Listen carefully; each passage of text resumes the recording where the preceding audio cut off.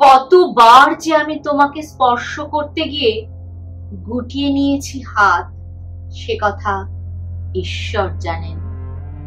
তোমাকে ভালোবাসার কথা বলতে গিয়েও কতবার যে আমি সে কথা বলিনি, সে কথা আমার ঈশ্বর জানেন। তোমার হাতের মৃদু কড়া নাড়ার শব্দ শুনে জেগে উঠবার জন্য দরজার সঙ্গে চুম্বকের মতো আমি গেঁথে রেখেছিলাম আমার কর্ণযুগল।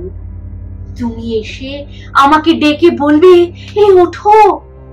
আমি আমি আর আমি একে শুনলাম, এই মতো উল্লাসে নিজেকে নিক্ষেপ করব তোমার উদ্দেশ্যে। কতবার যে এরকম একটি দৃশ্যের কথা আমি মনে মনে কল্পনা করেছি, সে কথা আমার ঈশ্বর জানেন।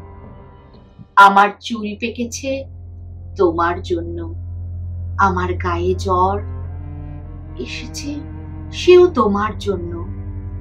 আমার ঈশ্বর জানেন আমার মৃত্যু হবে তোমার জন্য। তারপর অনেক দিন পর একদিন তুমিও জানবে আমি জন্মেছিলাম তোমার জন্য, শুধু তোমার জন্য।